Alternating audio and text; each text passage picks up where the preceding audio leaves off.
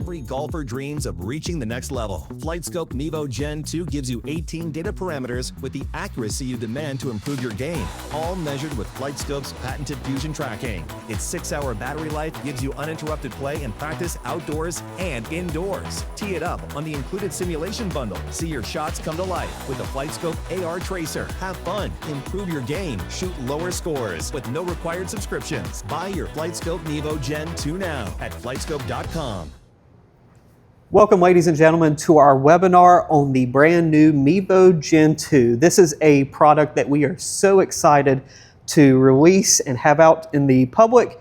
And I'm one of your co-hosts, Jordan, and the man to my left is the man behind the technology, our founder and CEO, Henri. Thank you so much for joining us. We're going to be discussing all the technology that goes into the FlightScope Mevo Gen2, and we're definitely excited for this one. Thank you, Jordan. Take it away. Yeah, so we're going to go through a brief outline of what we're going to be covering in this webinar. We're going to go over the benefits and features with the Mevo Gen2. We're going to talk about AR Tracer, the courses that come with it, the data that comes with it, and along with fusion tracking, the technology that is really centered around the Mevo Gen2. So Henri, let's kick this off to, we had a very successful original Mevo launch. This is the brand new Mevo Gen2. Can you talk to us about the history, the ideation, the testing process to get us to this finalized product that is now available? Jordan, yeah, so we've always tried to bring very sophisticated and accurate technology to our user base at an affordable price. Yes. And the new Mevo Gen2 is no exception. The original Mevo, pocket-sized unit took a long time to develop because of its size and the performance combined.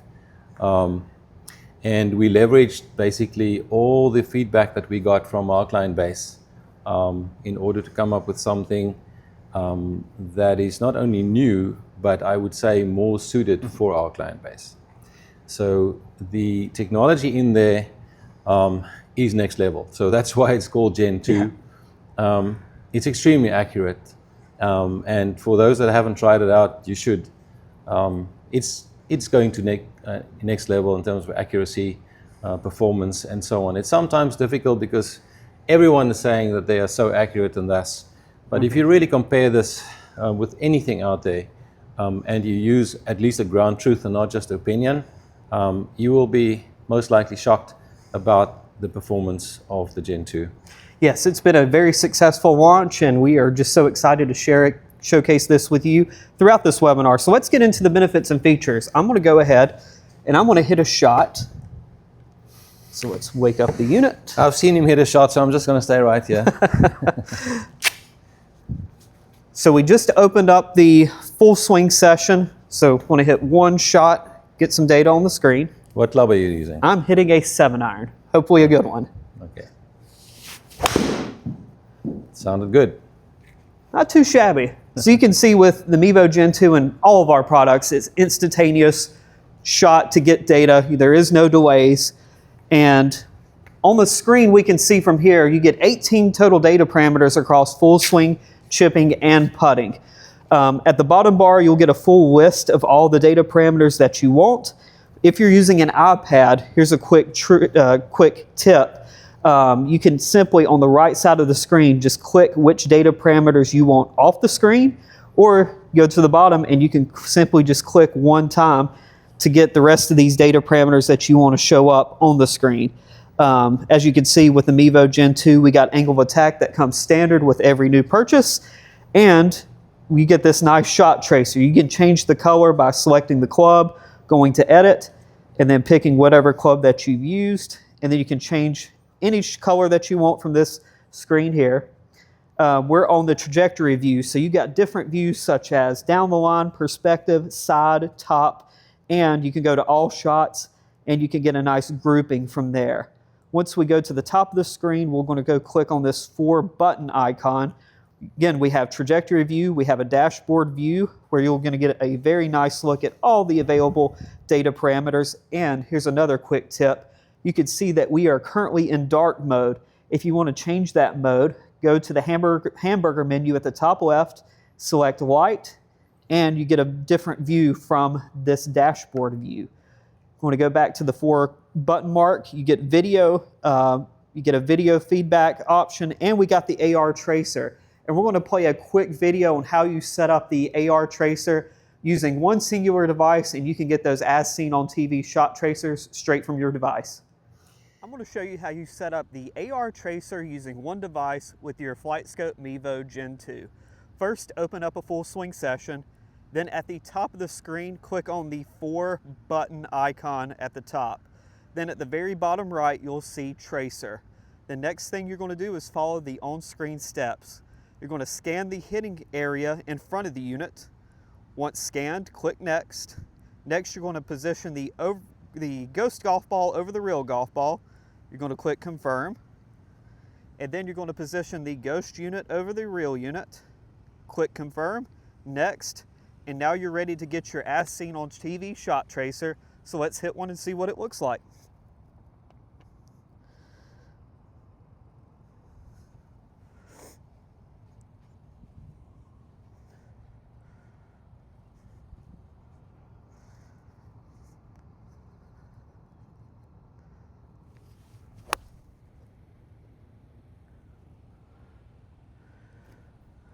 All right, so the shot is hit, and we can see that we have a nice shot tracer overlay, and you'll notice that this tracer is AR, so you can move around this tracer and see it from a side view, a front view, or a back view.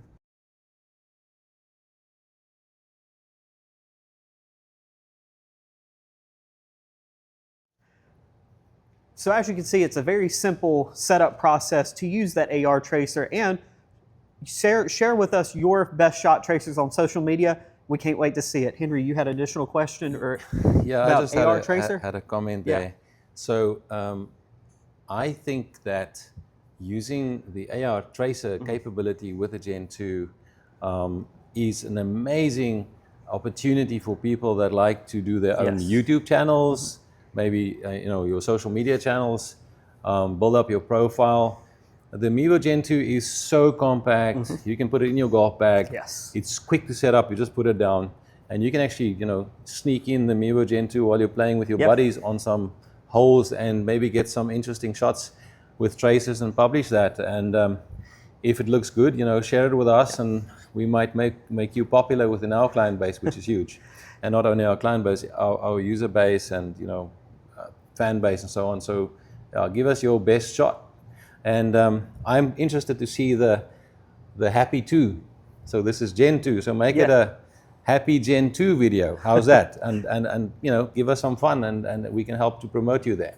It really is a showstopper. Last week I was setting this up at an event, and everybody, when we had the AR tracer, was coming back and saying, "That is so cool. You could do that? Send me that video." So you could do it with all your clubs, from wedges to driver. So whether you're chipping or full swing, go out and get those AR tracers. We want to see it. Can you possibly just quickly go through where do you find the AR tracer capability within the app? So we're going to go back to the app. We're going to go to full swing.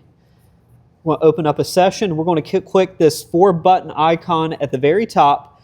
And then from there, you're going to see at the bottom right-hand corner, AR tracer. And again, you're going to follow those on-screen setups from scanning the ground, placing the invisible golf ball over the real golf ball, the invisible unit over the real unit, and once you click confirm, you're ready, and you'll be ready to get your as seen on TV shot tracer straight from your phone. And once you've got that, where do you go back if you get home? Where do you find this video that you made or videos that you made? So after you are fully finished with your recent setup or recent session, you can go to review session, and from there you'll be able to go in and find those videos that you just recorded from your previous session. You can download those straight to your device or share them straight to your social media. From your app? From the app. Okay, provided you're connected with some way. All right. Correct. And a couple of the other added benefits that you get with the brand new Mevo Gen 2 is 6-hour battery life, its USB-C capability, and you'll get access to a full swing chipping and putting feature within the FS Golf app. Once we go back to the home screen, you can see full swing, chipping, and putting, and we got swing training. So you can use this with the stack system, speed sticks, and you can use this with or without a golf ball. So for those who are really wanting to hit the golf ball further and work on your strokes game component, use that swing speed training session, and you're going to see huge improvements in your game. But overall, for the price in its market, there's nothing that competes with the Mevo Gen2 because there's no monthly or yearly subscriptions. You get access to 8 E6 Connect courses, world famous courses like Kiowa Island, Torrey Pines South, Kapalua Plantation, just to name a few. And you can use that on your PC or iOS device without any monthly or yearly subscriptions. Those courses are yours. Exactly. There's a little secret I want to share with you all. So Jordan did repeat what we specify in terms of battery life, but I'll let you in a little secret. I think you'll be surprised if you really want to try it. It's most likely going to give you way more than 6 hours, battery life, even in full operation. I want to take a guess. I think it's going to be closer to 9 hours of operating time. So I've used it so much and I love it. And I think it's something that you just don't even worry about battery anymore. If you know that you've charged it, maybe overnight or so, you can go out for an entire day and have fun with the unit and with your friends, and most likely it's going to last you the entire day. Yeah, I was blown away. I set up at this event this past week, and we set it up around 1:30 in the afternoon. We got through at like 6:15 in the afternoon, and it still had like 58% battery. Didn't have to worry about charging it or worried, oh my gosh, are we going to get finished with all these groups coming in? And it was just pretty awesome to see. Yep. But yeah, the best setup practices for indoor, again, we recommend 8 feet from where you're hitting back to the unit and from 8 feet from where you're hitting to the screen. Or further. Or further. Outdoors, same thing. 8 feet back, but you've got unlimited room outdoors. So you can use the range ball setting, you can use the standard golf ball setting, and if you're indoors, you can use the RCT golf ball settings, which we'll touch on in a little bit further down this webinar. All right, Henry, one of the biggest components to the FlightScope Mevo Gen2 is fusion tracking. We've had that in other units, and some people might be wondering, what is fusion tracking? How is it more accurate? How can we benefit from having that? So the man behind the technology, Henry, can you give us what is fusion tracking and how is it more accurate? Okay, producer, take it away to the screen. All right, so I'll explain, or try to explain, fusion tracking, why it matters, and also do my best to try and at least put it in a way that it's understandable. So why does it matter? If we look at radar alone, and whether that is us or TrackMan or any other radar system out there, radar has very, very powerful strengths and is amazing, but there are some weaknesses that we need to recognize, and this is, there's a term called under the radar from military, and for those that have been in the military, you might have heard this term, under the radar. Now, in the old days, planes could fly in literally low and couldn't be detected by the radar accurately enough because of one particular aspect, and that is, we call that multipath. And it's basically because from your target, say aeroplane or a fighter jet coming in, or a golf ball, or a golf club, if it's very low to the ground, we get a multitude of reflections from the reflected signals, the radar signals from the target, in this case the ball or the club, that come back to the radar, and our vertical angles could be distorted, and it's a little bit unpredictable. It's mathematically, you can do some calculations and compensations, but there are some distortions at low angles which do affect the vertical angles. Nothing else really matters.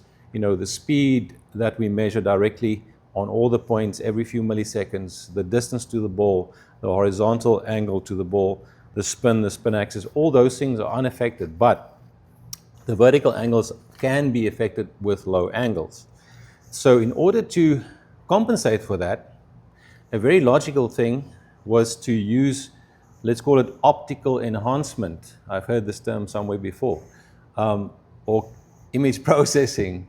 And what we've done is we've synchronized our high-speed camera within the FlightScope, that at every sample that we take of, say, speed, distance, and everything else, we also get the X and Y, in other words, horizontal and vertical angles of the ball within the frame. So then we have what we call redundant data, because we can confirm the horizontal data, but we don't really need that from the camera. But the vertical data from the camera we use to basically fine-tune and correct our vertical data from the radar. Now, to go a little bit deeper, we train the camera by using the radar information. So it's like a pipe. So we indicate to our image processing where in the space we're going to process. So it reduces time and it makes it more efficient. We only have to look at much fewer pixels than looking at the entire image to try and figure out what is what. So we call that area of interest, and it's directed by the radar. So the radar tells our image processing where the ball is, where the club is at every point in time, and so we have a very specific place to process. So let's go on. So camera alone, strengths in my mind, if the lighting is good and everything else, vertical and horizontal angles, that's what you get. You still have to do your image processing, that's a whole nother story. But the weaknesses, speed can be really inaccurate, and that is because of pixel blur. No matter what you do with cameras, we have phantom cameras, that they run at tens of thousands of frames per second with shutter speeds down to like 50 nanoseconds, if you know what that means. It's pretty small. And with extreme lighting and everything, and we have those cameras synced at 90 degrees to get our images for processing. And even with that, if you have pixel uncertainty, you will be surprised how quickly that converts into errors with speed, angles, and so on. So image processing looks great, and it is great under certain circumstances, but it does have its limitations and weaknesses. Anyway, so going back to the weaknesses, we're talking about normally cameras, it's literally around launch. It gets very, very difficult to be accurate far out because it's just a question of pixels per millimeter that you have. And then, lighting, shadow artifacts, and limited tracking distance. Those are the kind of weaknesses of a camera. Fusion tracking, as I explained, we are combining redundant data from the camera with the radar 3D data, and we can actually then refine our data set and get very, very rock solid 3D trajectories for both the club and the ball. And it works indoors and outdoors. So let's go on here. Okay, so why do we use it at all? It's simple, it's accurate, and it is protected, by the way. We have very strong patent for our fusion tracking. It's not called fusion tracking, it's called something else. And do you mind sharing maybe our patent link with the viewers afterwards? I'll send it to Jordan. You can share it, you can go and read on it, about it on Google Patents.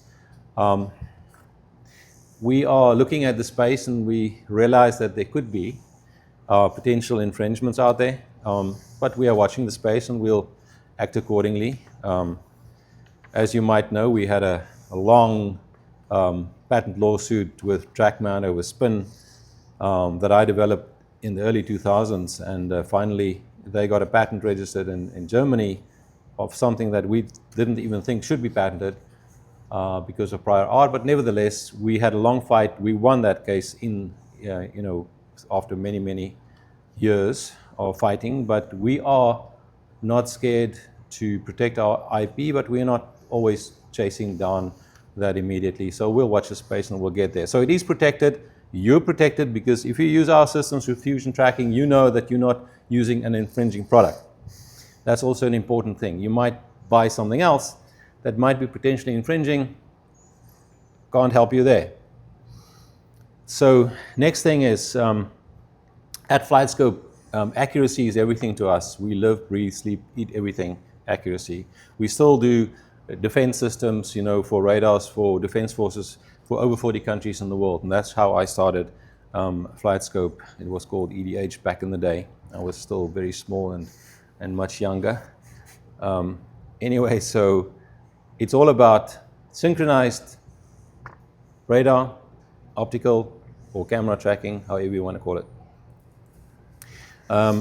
So why do we combine it? I said it's got its limitations, it's got its pluses, and we combine basically the best of both worlds. So you don't have to read that. I'm just going through that quickly. So the third paragraph there, radar is strengthened by the optical combination of the angles that are distorted. Yes, Jordan, he didn't even realize I was going to show him again. Here he is, and here he is. So basically, typically, I want to show you what happens. So, this is just taking an iPhone at 240 frames a second, and you can see there the ball is blurred because it's not a global shutter. So this is what happens. That's just one of the things, but let's go on. I want to show you something. So basically what I did here was I took the same photograph and I basically overlaid let's call it an augmented reality framework, which basically gives you an idea of the area and the volume in a 3D space. Similar technique that we use when we calibrate for the augmented reality tracing. Okay, so the AR tracing means augmented reality tracing. It means we are augmenting the reality, which reality is video, and we are augmenting that with something else. In our case, with a tracer, that is the trajectory and maybe other things which remain in place even if you move the camera. Okay, you should try that. So I drew a few purple dots there. Let's call them the balls. Okay, so we would, at every instance that we measure, say the ball or the club, we'll measure, well, in this case, ball, we'll measure ball speed with a radar, we'll measure the spin, we'll measure the spin axis, we measure the XY position, XYZ position, the launch angle, vertical, and the launch direction, and so on. And that's when, at every sample that we take with the radar, we then look at, hey, what did the camera give us at exactly the same time, and then we will augment the data, or refine it rather, to get a more pure data set. So that is essentially what Fusion is. And this is a wild image. I created this with AI. Not to confuse you, but to just give you an idea of, there's like a volume out there that's being measured by the radar. Everything in this volume is measured, everything. And we look at it and we discern what is what. And then we will use the camera to, look at some images and so on. So thank you. I hope it helped you. And if you have any questions, please shoot some questions. And I'm very happy to answer, or try at least answer your questions. I know we touched on this briefly, but there's a lot of people that's under the assumption about calculated versus measured data. People are okay with just calculated is just good enough. Can we touch on that point of we measure and other individuals might be calculating? So what's that difference? Yeah, that'll be a nice debate if we can ever get people on the stage and be honest about it. So producer, maybe cut to the screen so I can show you some things here. So I'll wait there for Nate to take the camera onto the screen, and then I'll try to explain a little bit more for you on that. Just give me a thumbs up, okay. All right, so what I have here is I have two image streams and I'll just show you. So this is a setup that we have back in Stellenbosch in South Africa in our heating cage there.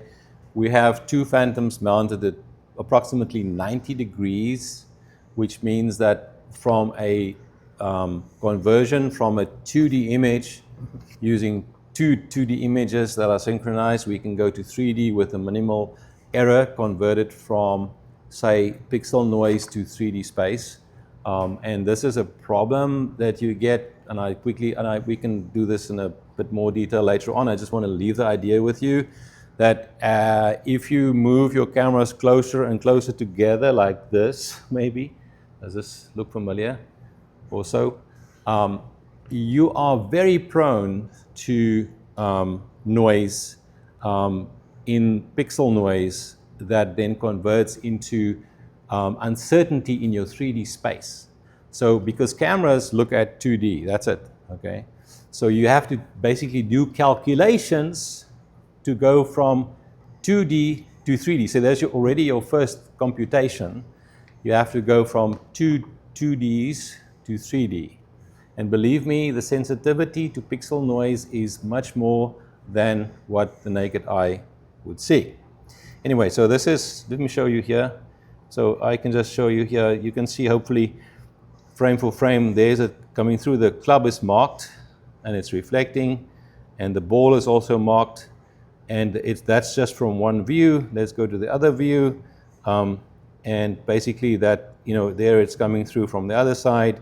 And all these frames are synchronized, as I said, literally within 15 nanoseconds. Then we use, like the club, we would use, the 3 dots from both angles and convert that into a plane, and then you can actually see the club face and so on. And the same with the ball, and we confirm the spin axis. We've used the best of breed when it comes to optical launch monitors. And it's actually scary because there's no audit trail. They are representative and it's not bad.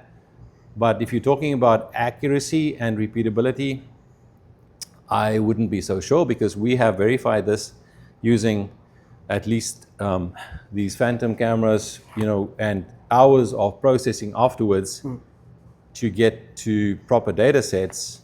And let me put it this way. If you use an unmarked ball, and you see that on your one image, your one camera, and you have the same unmarked ball from a little different angle from your other camera, and you then look at, from frame to frame, what's the rotation, that's a very, very complex mathematical computation. And it is extremely sensitive to pixel noise. Now, if you have a properly marked ball, you have a much better chance of getting a better conversion from 2D images to 3D images, or not images, but 3D object. If you want to compute the spin axis, you don't measure it, you calculate that with 2D images going to 3D, very complex, and then it's an estimation for me as an engineer, at best, of the spin axis. There is uncertainty. It's not absolute. And that uncertainty is dictated by pixel noise, by lighting, and so on. It's not, if I say pixel noise, that could be due to lighting conditions and what we also sometimes call the dark side of the moon. Sometimes you look at the moon and you think that's the outline, but if you look closely, you'll see that there's maybe a little room that's a little different, and that's an optical illusion. So you can see the same thing when you try to find a ball in an image, and with lighting you can actually get something that's apparently the ball's outline and something that the reality might be slightly different.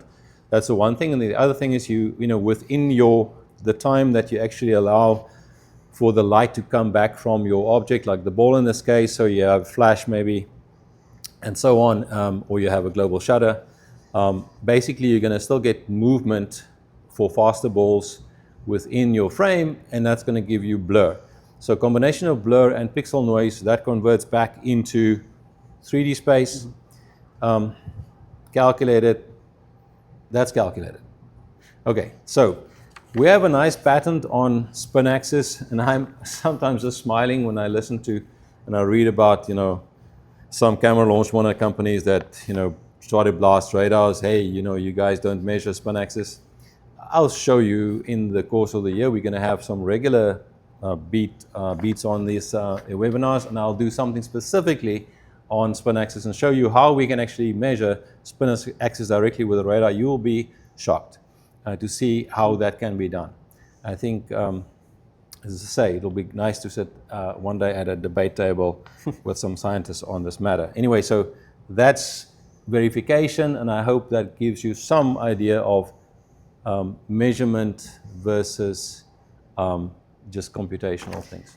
And I think we touched on this in the beginning, but using fusion tracking technology, what are some of the data parameters that we offer across the 18 total data parameters for full swing chipping and putting that the player can benefit most from fusion tracking?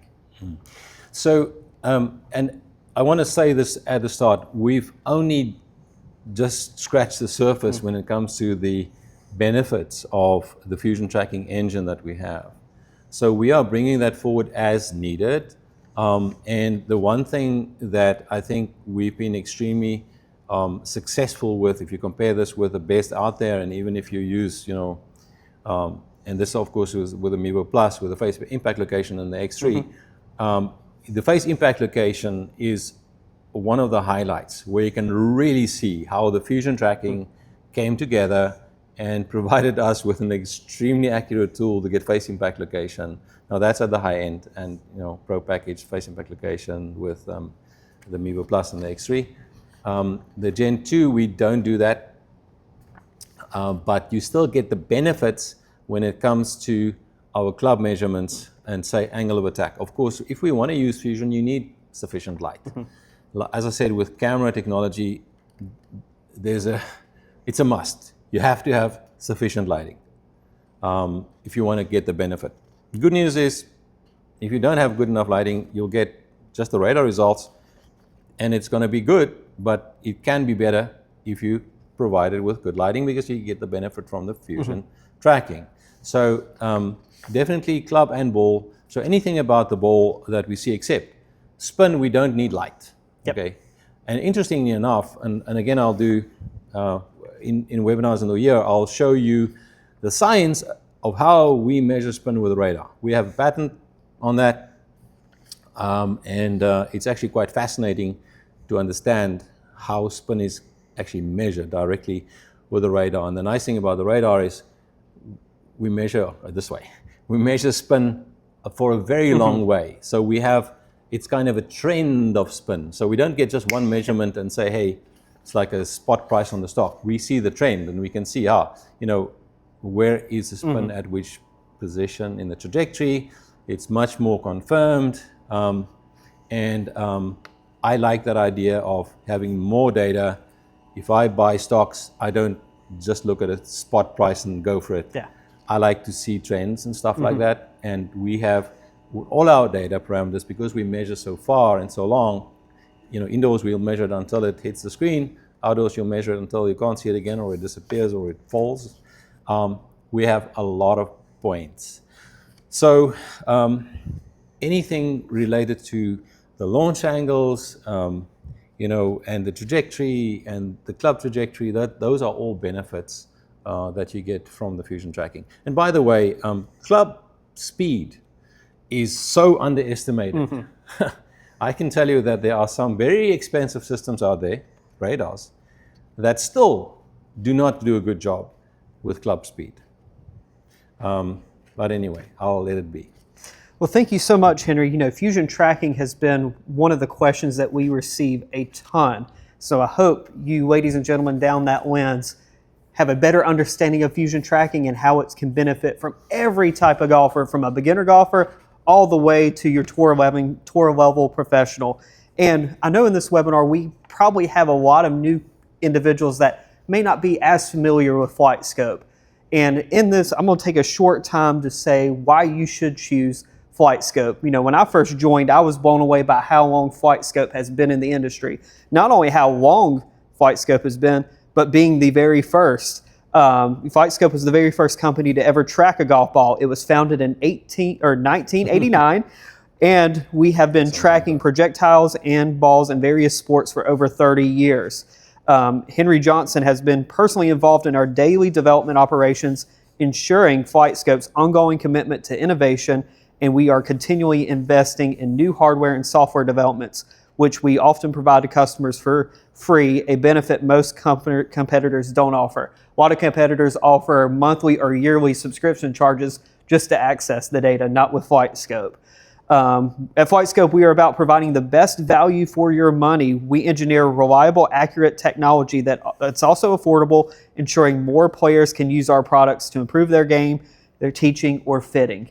And with our products, we have a wide range of products from our Mevo Gen2, Mevo Plus, or X3C that any type of golfer, whether you're a beginner to that aspiring tour level player, can benefit from having one of our products that you can use.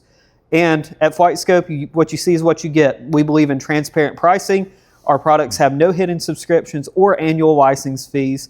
And we believe in the power of providing quality customer support. When you call us, you'll receive a real-life expert dedicated to going to the extra mile to helping you. Whether you call, live chat, email, our team is dedicated into helping you help solve your issue and get you back up and running. I'll just add to that. Thank you for that, Jordan. I see, and I actually also experience the joy of having our clients as part of the FlightScope family, because at FlightScope we actually operate like that. We don't have we've got a very flat hierarchy here, if at all.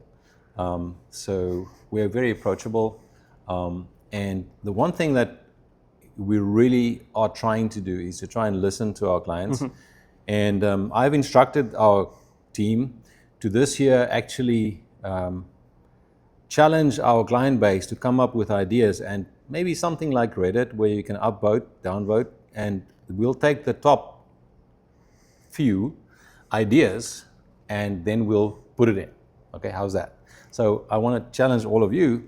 You're welcome to send your ideas. If you have ideas, requests, it might not get there, but if the entire user base, upvotes you up there, your idea might fly, and you can actually tell your kids or your wife, I started that, and then FlightScope has actually put it in. So we are very happy to listen to your requests and recommendations, ideas, and put it in. So for us, it's really about making super accurate, high technology available in package that's affordable by people. So I invite you to, if you're not part of the family yet, join in. Exactly, and we really do stress about being part of the family. This was my first experience at the PGA show with FlightScope earlier this year, and it just blew me away how so many customers came up and was saying they've used a FlightScope device for over 10 years. And they've stuck with FlightScope that entire time because they trust the accuracy, they trust the performance, and the people that are involved in the daily operations. And that's what we provide to every single customer, not only the new ones, but for ones that's been with us for many, many years. Yep. So let's get into some questions before we wrap up this webinar. Henri, the very first question is, are there plans to offer advanced Mevo Plus features such as Pro Package, face impact location, and additional data points for the Mevo Gen2? There are no immediate plans for that, but being the leader here at FlightScope, we always develop the product with additional capacity and capability. So we'll see as we go. It will definitely require development work from our side if we wanted to do some things like that. I don't know if we are going to. We'll see how it plays out. But the unit is capable of more. But maybe we'll surprise you and bring out some things that we're not going to discuss here today. So there's always something new coming. So in terms of the direct question, are we going to launch Pro Package and Face Impact Location for the Mevo Gen2? I don't know today. We'll see. If there's enough demand out there. We'll have to do some costing and see how we can figure that out. But the hardware is very, very capable for doing many things. And it's a question of prioritizing. But for the moment, it's not on the cards for right now, at least. And just taking a step back, again, out of the box, you get access to 18 total data parameters across full swing, chipping, and putting, including angle of attack. There's so many people that ask about angle of attack, and other places charge to have that data. With FlightScope, again, you get that standard out of the box for free. The next question, how does the putting feature work with indoor simulation, and does the Mevo Gen2 require specially marked golf balls? This is kind of a twofold question, and I'll pass this along to you, Henry. For indoors, for full swing and chipping, yes, we require RCT golf balls or placing a sticker or a dot on a regular golf ball of your choice.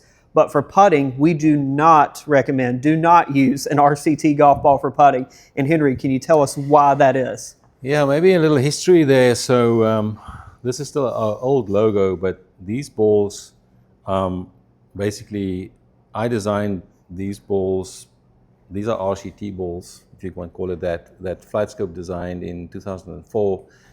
And we had about 200,000 made, and most of them were used at golf shows in the UK, London Golf Show.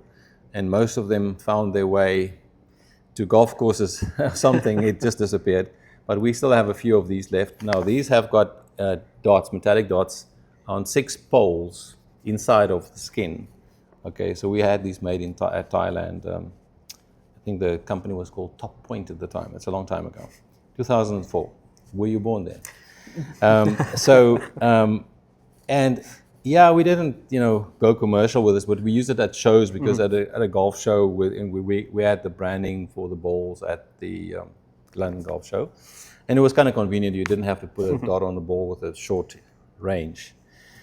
And you might have seen these. These are just the ones that you can see from Titleist, the Titleist RCT ball. And if you look closely on this one, you'll see the pattern that they actually have some ink on the inside that are, it's got a pretty dense metallic content in there, and it does cause a reflection modulation on the radar.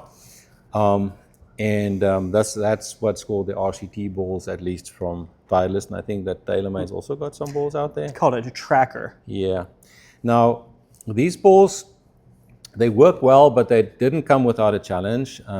I did mention to Titleist at a meeting at the golf show last year, actually, that they should possibly speak to me about, the redesign of the RCT balls, because the signals are pretty strong from the reflections.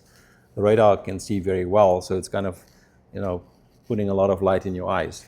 So the RCT balls, we handle it, but with putting, it just makes it really noisy. So don't use an RCT ball for putting. That is just causing hassle.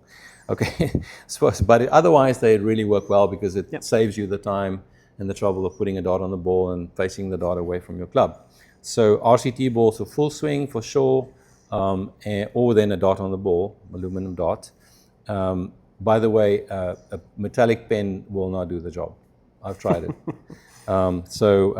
You need a specific material that's got at least a certain, what we call skin depth when it comes to radio frequency or microwave frequency in this case, in order to influence the reflection to the degree that it will be visible on a demodulation.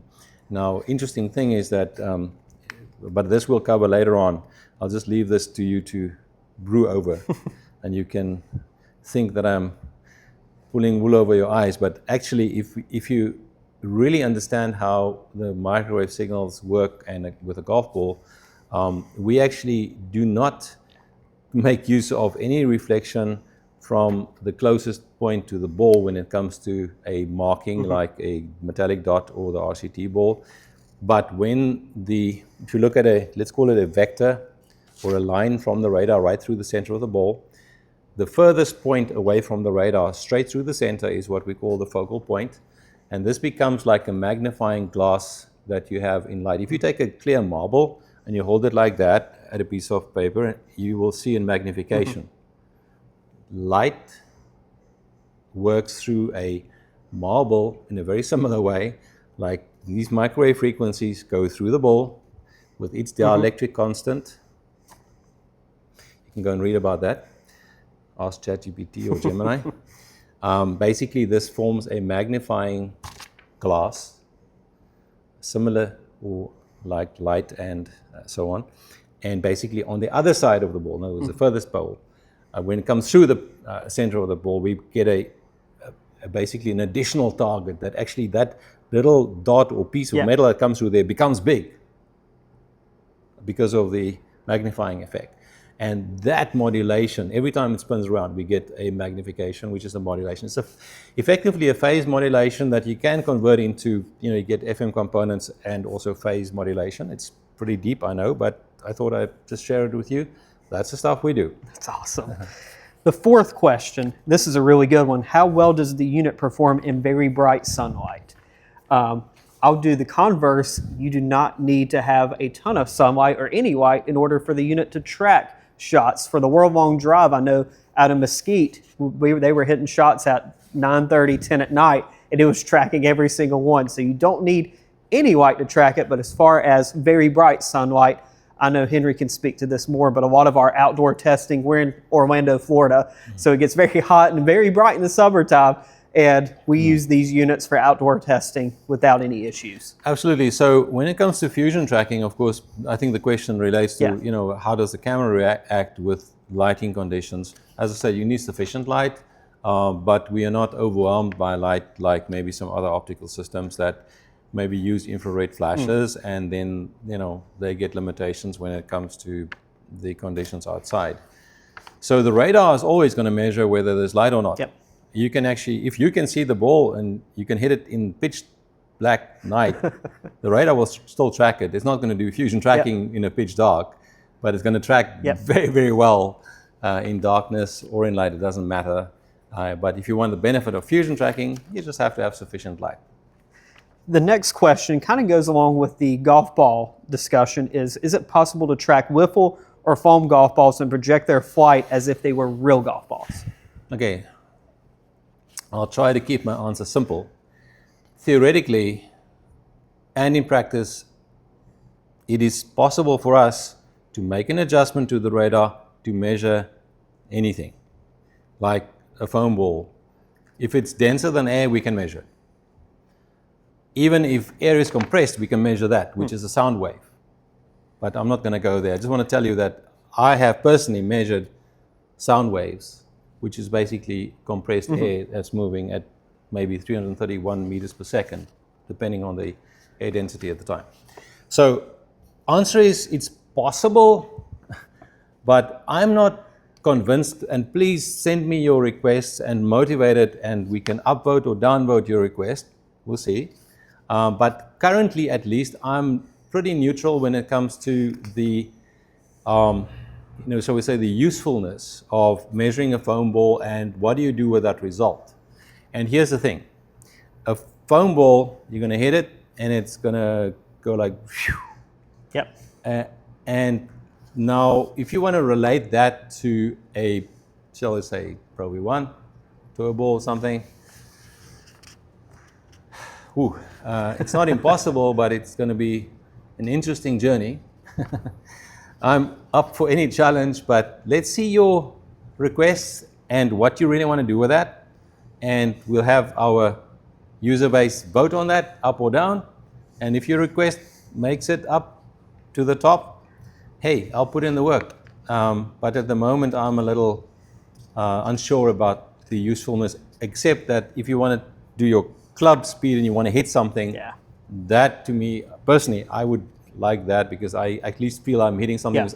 I'm not that good a golfer to swing without a ball and get my club hit speed even consistent or at the same club hit speed than when I hit a ball. For me, it possibly is the focus of the ball that's helping me to generate at least close to my potential, my club head speed. But if I hit like in the air, I'm not a good enough golfer to, and I've seen pros do this, just in a big conference room, They will swing the club exactly the same without a ball as they swing it with a ball. Impressive. So I can't do that. I wish I could. But I hope that answers your question. Please send your requests, motivate it, and we'll have it upvoted or downvoted by the users, and we'll make a decision. The next question is, will software updates for the Mevo Gen2 be free, and will they be on a regular basis or only when necessary? Okay, so that's a very good question. So here's our policy surrounding around this subject. So if there's something that we need to fix, we normally jump on it and fix it and test it as much as we possibly can, and then we'll do a release, for a bug fix or something that we missed. We're talking about hundreds of thousands of lines of software code for iOS, Android, Windows. It's a whole bunch of things we need to go through in order to qualify our software when we make a change. And sometimes, as humans, we make a mistake. We might see something and not even recognize the fault, or we might introduce something else. That's life. We're trying to limit that. It happens. But we are trying to keep big releases, at least to, I may say, once a quarter, maybe something like that, where we actually do a lot of work to bring an improvement to our software so that our user base can actually experience the benefits of both firmware and maybe in the apps. When it comes to big things, I'm talking about next level, new features, totally out of the box stuff that you didn't even think about yet. Those will normally come with an announcement and whatever, and those might come maybe once a year. And I'm talking about big stuff. Yeah. So the final question, and I think a lot of people are going to be happy with this answer, are there any trade-in options for Mevo Gen2? Starting October 1st for Mevo Plus and the original Mevo users, we are going to offer a trade-in program. So stay tuned, we're only a couple weeks out. So if you got any further questions as far as trade-in, reach out to our sales team, support team. We're going to be happy to help answer any questions you have. But Henri, that's a full breakdown of the Mevo Gen2. Again, it's a product that everybody here was excited to get out, and the customers that got it, the feedback's been great. And if you're on the fence or you're just new to this market, give the FlightScope Mevo Gen2 a try. You will not be disappointed with the results. Again, first company to do radar tracking. We have a history of accuracy. We have a loyal customer base. Again, 18 total data parameters out of the box, full swing chipping and putting. You get access to 8 E6 Connect courses, and if you do want more, E6 Connect does offer expanded and basic package, or you can go with GS Pro, Creative Golf, or Awesome Golf as well. So you do have options. But again, fully portable and functional indoor and outdoor unit, and again, any type of golfer can benefit from having this, whether they're using it indoors or outdoors. So thank you very much for attending, and thank you, Jordan, for presenting, Henri. and our producer, Nate. All the work that went in here. So I want to leave you with a challenge, actually two. The first one is, if you haven't tried the AR tracer facility within our FlightScope Golf app, please do. You'll be very happy to do so. And then if you find the time, why not make a happy Gen 2 on the AR tracer? Post that video, send it to us. We can have some fun together on that. Thank you very much for attending.